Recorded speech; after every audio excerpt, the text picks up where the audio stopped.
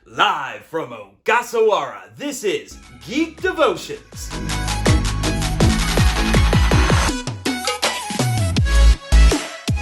Hello, devoted geeks, and welcome to Geek Devotions, the YouTube channel from geeks devoted to letting people know that they are loved. I'm Nathan Marchand, host and curator of the Monster Island Film Vault podcast. You might remember me from when I appeared a few years ago during King of the Monsters month and was interviewed while I was on the Kaiju Vision radio podcast. And then again when I read an excerpt from my devotional book, The New 42, which I co-authored with Eric Anderson of Nerd Chapel. The entry I read compared Godzilla to the Apostle Paul, or should I say compared the Apostle Paul to Godzilla, which isn't as weird as it sounds. Save your reviews for Amazon, Jimmy. Sorry, devoted geeks, that's my intrepid producer, Jimmy from NASA, behind the camera there.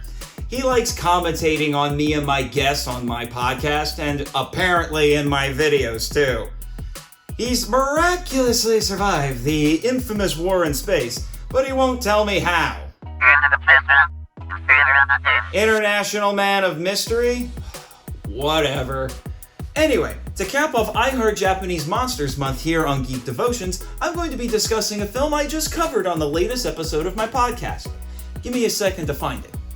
Screonk! Ah, what the heck? Oh. Hey, Goji-kun. This little guy is one of the mascots for my podcast, and as you can tell, he's a little bit of a gremlin. Likes to pull pranks on us. Okay, fella. I need to finish a video for the Devoted Geeks, so I'm just going to put you right here. Screonk. Okay? Screonk. Okay.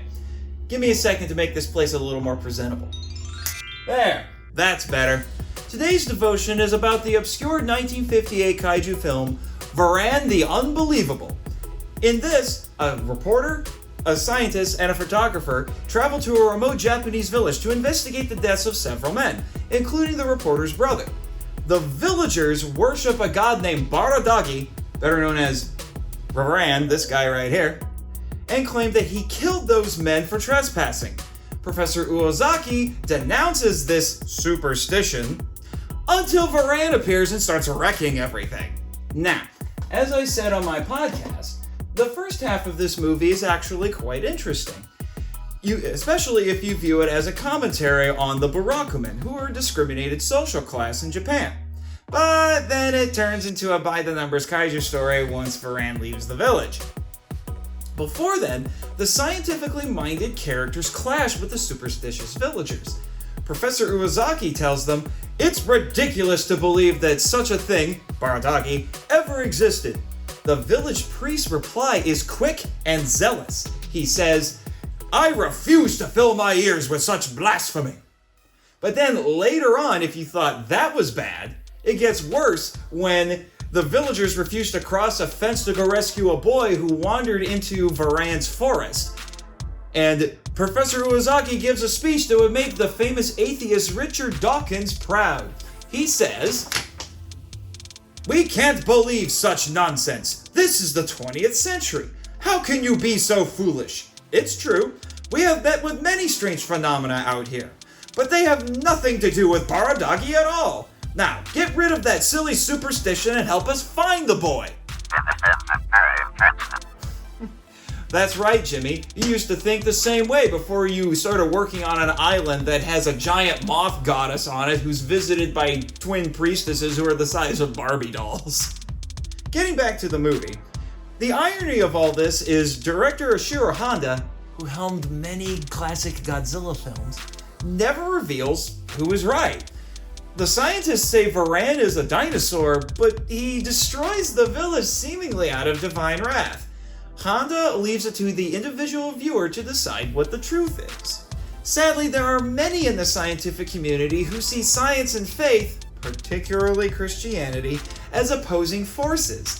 In fact, they often present Christians as unthinking deniers of scientific facts.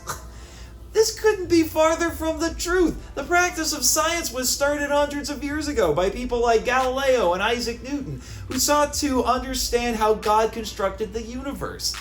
This is what theologians call general revelation, or learning about God through his creation, among other things. Unfortunately, as time has gone on, science has tried to distance itself from religion because it simply couldn't prove the existence of God using its methods. I know that's an oversimplification, but the fact remains, science can't explain everything, and what it can't explain, it discards, which leaves huge gaps in people's search for meaning. The Bible touches on this in Ecclesiastes 8:17, which says, "Then I saw all the work of God, that man cannot find out the work that is done under the sun. However much man may toil in seeking, he will not find it. Even though a wise man claims to know, he cannot find it out." In other words, humanity can never fully understand God's creation, let alone God himself. We are finite beings trying to understand an infinite God. It simply can't be done. However, that doesn't mean the Bible is anti-science. As the famous apologist Francis Schaeffer wrote, quote, "The Bible is not a scientific textbook is true in the sense in which we have just spoken. But many people today use the statement in a different way. That is to say that the Bible does not affirm anything about that in which science has an interest. When the statement is used to mean this, it must be totally rejected. The Bible does give affirmations about that in which science has an interest," end quote.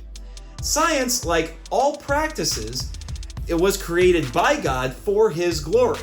It can't tell us everything, but as Solomon wrote in Proverbs 25:2, "It is the glory of God to conceal things, but the glory of kings to search things out." Science can and should point people to God, but it must remain subservient to the truth revealed in his word. All truth is God's truth. Thanks for joining us today on Geek Devotions. If you enjoyed this video, be sure to hit that like button for more awesome content from Dallas and Celeste and their nerdy guests. And while you're at it, check out my podcast, The Monster Island Film Vault, on Apple Podcasts, YouTube, and other fine podcatchers. Yes, Jimmy, I was just about to ask the question of the week, which is, how do you think science and faith are compatible? Let us know in the comments below. Squeonk. What's that, Gucci? Squeonk. Someone is upset that we didn't have him in a video again? Roar. Brokon, you're an American monster, not Japanese. And Dallas and Celeste thought they were having a lot of trouble with Lil Godzilla this month. Oy. Anyway, from all of us here on Monster Island, sayonara, love and peace! A no prize to anyone in the comments who gets that reference.